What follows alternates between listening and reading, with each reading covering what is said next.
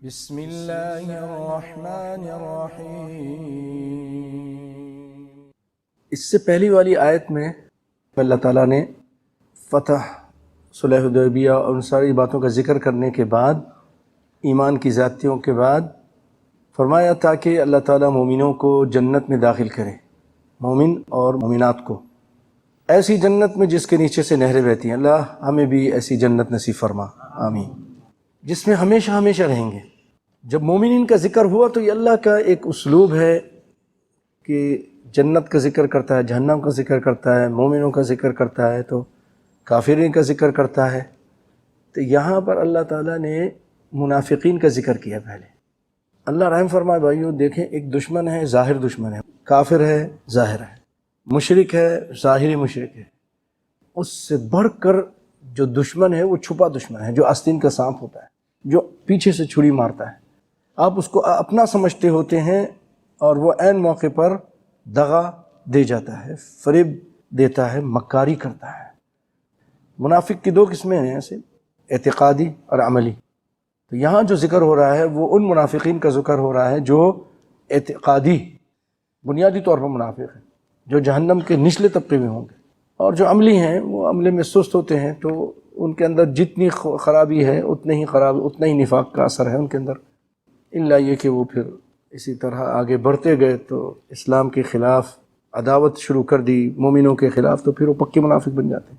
تو ان کا ذکر ہو رہا ہے وَيُعَذِّبَ الْمُنَافِقِينَ وَالْمُنَافِقَاتِ، اور تاکہ اللہ تعالیٰ عذاب کرے منافقین کو، منافق مردوں کو، والمنافقات، منافقہ عورتوں کو، چاہے مرد ہو یا عورتیں ہوں، خطرناک عذاب ہے، وہ ضرور ان کو عذاب کرے گا۔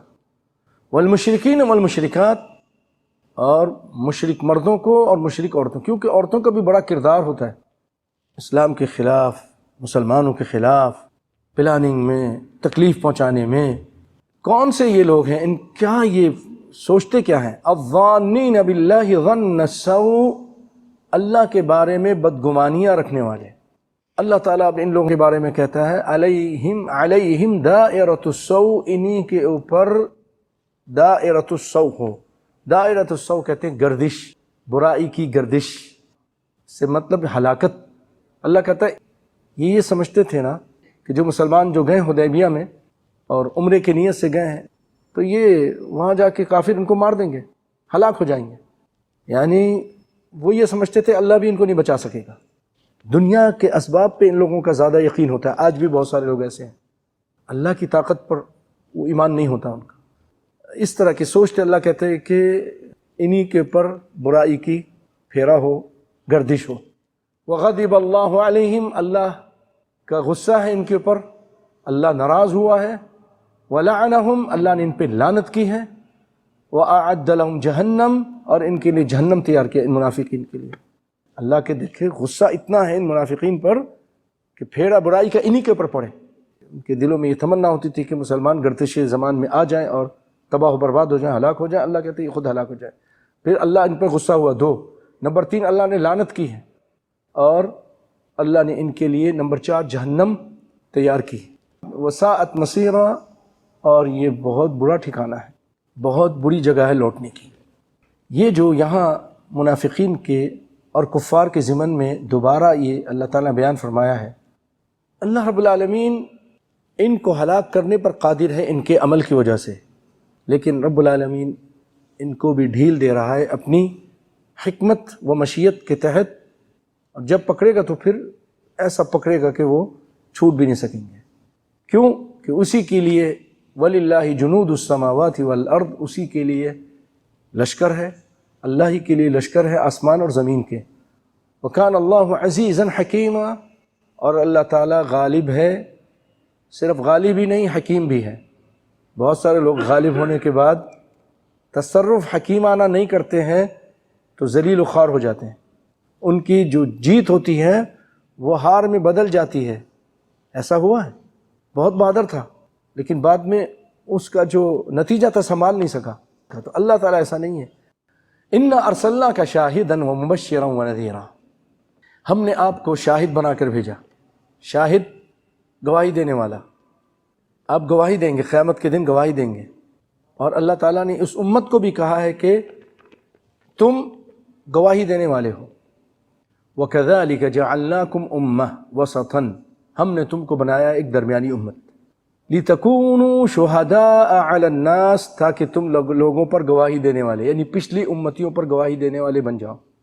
وَيَكُونَ الرَّسُولُ عَلَيْكُمْ شَهِيدًا، اور محمد صلی اللہ علیہ وسلم بھی تم پر گواہی دیں گے۔